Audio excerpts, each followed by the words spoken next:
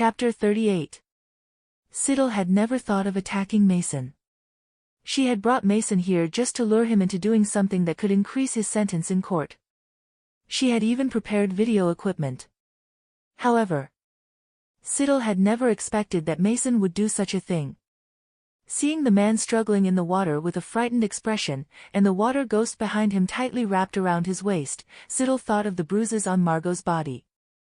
She walked over, looking down at Mason from above, staring at that face. The more she looked, the angrier she got, so she couldn't help but give him a punch. In this unexpected situation, perhaps she wouldn't be able to collect any evidence of Mason's crimes today, so she might as well just give him a beating first to vent her anger.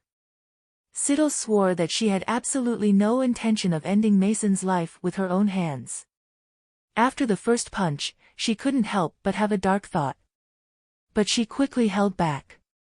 In her previous life, Siddle was a good citizen who obeyed the law. It was just that Siddle did not expect her strength to be so strong. It was indeed not right to treat a normal person's skull as Freddy's and hit him. It was better to hold back a little next time. Hannibal bent down, reached out and pressed his hand into the hollow on Mason's skull, stood up without changing his expression, took out a handkerchief from his pocket to wipe the water and blood on his hand. It's not a big deal. Siddle was trying to hide the crowbar behind her back, mainly because Hannibal was at the scene right now, so she could not directly make the crowbar disappear. She looked up and caught sight of Hannibal checking Mason's condition. For some reason she suddenly had the illusion that this was a father arranging the funeral for his troublesome child. The little girl shook her head silently, looked away a little guilty, pretending not to pay attention to what was happening and observed the surroundings of the cave. Then she heard Hannibal's indifferent voice, "No big deal." Siddle. Oh really? For some reason, she suddenly started to feel less guilty. It's just. If Hannibal had children in the future, he probably wouldn't spoil them. Hannibal's deep indigo eyes seemed to be smiling. He glanced at the girl who calmly avoided his gaze, wiped away the drops of blood and tears on her fingertips, and said calmly, "He can't die." Actually, even if he did die, it wouldn't be a problem. However, Hannibal kept this thought in his heart and didn't say it out loud. The crowbar was still in Siddle's hand. Siddle lowered her head and stammered. "Yes, I know." Hearing this tone, it seemed a bit disappointing. Hannibal couldn't help but rub his forehead and said softly, "Little biscuit, shouldn't you leave first? Letting him die here isn't a good choice for you," he said meaningfully. Siddle. She understood what Hannibal meant and raised her head suspiciously. "Then, shall I go?" After Hannibal confirmed it, Siddle raised the crowbar and prepared to return the way she had just come. This cave had many entrances, and Mason's entrance was just one of them. After Siddle climbed out, less than 2 minutes later, Hannibal also pulled Mason up. He looked back and forth at Siddle's empty hands, and she quickly explained, "I've hidden the crowbar. I guarantee no one will find it." Hannibal didn't say much. He seemed to trust Siddle very much, only saying, and Siddle seemed to hear appreciation in it. "Then let's go see the director first." Hannibal smiled at her. "Little biscuit, you know what to say, right?" Siddle replied calmly and decisively, "Of course, doctor." After nodding, she obediently followed Hannibal, seeing him dragging Mason, who was lying motionless on the ground, like dragging a corpse. She looked at the situation before her eyes and suddenly fell into deep thought. Why did the plot now develop as if she killed someone and Hannibal came to help her destroy it? She was clearly an innocent, good-natured child who always obeyed the law. So, the one at fault wasn't her but that bastard Mason. After Siddle convinced herself, she angrily and indignantly asked about the Mason family's 18 generations of ancestors, only then reluctantly escaping from the discomfort of almost degenerating into a murderer because of Mason. What Mason lost was only a piece of his skull, but what Siddle almost lost was this kind heart and these clean hands. Siddle followed Mason and asked him curiously, "Doctor, why are you here?" This place was so desolate, although Siddle didn't know how Hannibal had developed in recent years. But there was no way he would wander to a place that couldn't even be seen on a map to teach. That guy. Hannibal chuckled. Even though he was dragging a man who could weigh up to 90 kilograms, his breathing was still steady. Not long ago, a famous children's charity organization came to me. In the past few months, I've visited several orphanages to be in charge of psychological testing for children. My job is to advise and guide. This is the last place, he said, but this is the second time I've been here. I just didn't expect to see you here, Hannibal smirked. He was no longer young but still looked very good-looking. He seemed to be in a good mood. It's been 5 years, cute little cookie. Siddle.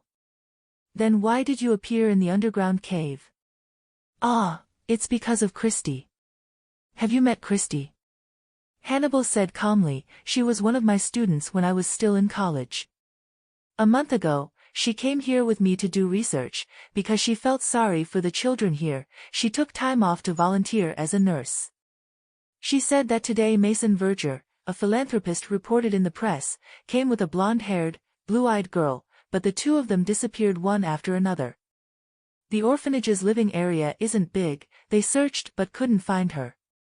You went down to the cave before them, otherwise, the person I bumped into probably wouldn't have been you. There seemed to be a hint of teasing in his words, but Siddle was scared. She thought for a moment, then said seriously, it's mainly because it's my first time so I don't have much experience. I'll be more careful in the future. She would be careful not to be discovered by others, and before anything happened, she would deal with all the potential dangers. She thought seriously. After all, this was a very serious matter, related to her clean reputation. It was fine to rip off someone's head in a dream, but if she did it in reality, it didn't seem very good. An image suddenly appeared in Siddle's mind, in which she and Hannibal looked at each other from afar through the bars. The two of them looked at each other without saying a word, only the song, Tears Behind Bars, rang out, shaking her heart. Siddle. She shuddered, quickly shaking that terrible scene out of her mind. She resolutely clenched her fists, thinking to herself, she would never let that happen. Siddle, who always considered herself to be on the side of justice, could not bear to see such a scene happen to her. Ahem. Siddle heard Hannibal's vague laughter, but he did not respond. What did it have to do with her oath? The sight of Hannibal dragging a man along was too eye-catching. After the two of them walked out of that secluded place, some children quickly noticed them. They quickly ran to call the adults, without Hannibal dragging them to the dean. The dean and Christy had already arrived in the yard. Because she didn't know what the situation was, the dean's expression was serious as she asked Christy to lead the children who were watching back to the dormitory. Then she looked towards Hannibal and Siddle. Mason was thrown neatly onto the gravelly ground by Hannibal. The man brushed the dirt off his hands, let out a small sigh, and looked at the dean with regretful indigo eyes. I'm so sorry. When I found Mr. Verger, he looked like this. The dean! Exclamation point. Her heart tightened, and she couldn't help but take a deep breath, looking at Mason on the ground in horror. Could it be that he was dead? Then the headmistress heard Hannibal slowly and softly continue. There is a circular concave wound about 3 centimeters in diameter on the back of his head. Probably out of curiosity, Mr. Verger went down to the shelter to explore. He didn't notice that the path was slippery and fell into the pond. Unfortunately, he fell and hit his neck on a protruding rock. Hannibal sighed.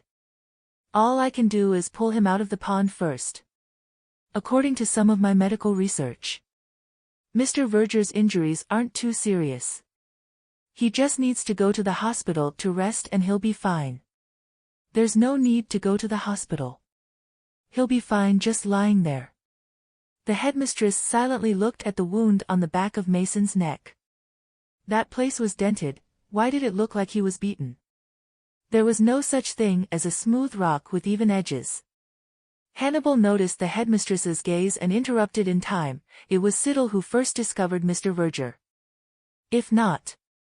The little girl ran out of the cave and quickly found me to rescue him. Then I don't know how long Sir Verger would have to soak in the water before someone found her. Siddle's body was wet and covered with green moss in the cave, and at a glance it was clear that she had come there. Hannibal praised Siddle without reserve. Thanks to this smart and kind girl, I was able to quickly rescue Sir Verger.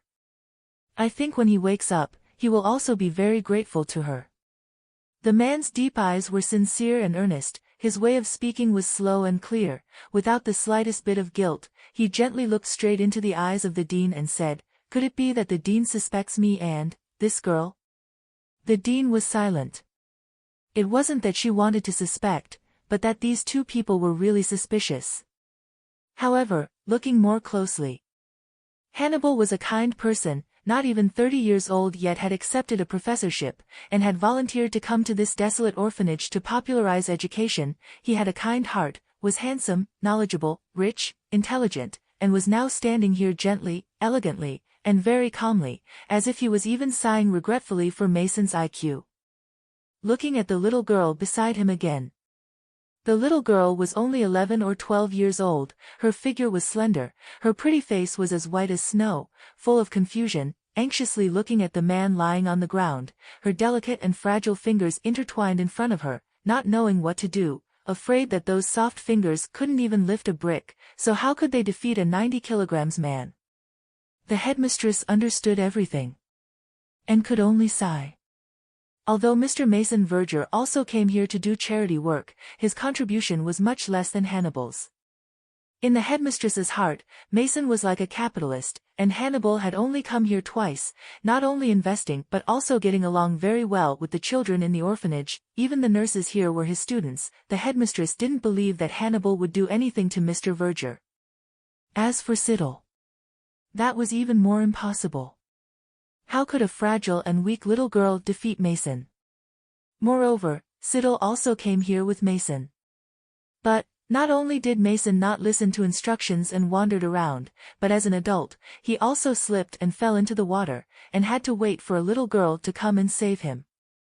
It seemed that Mason Verger not only did not listen to others, but was also extremely stupid. The headmistress had a headache.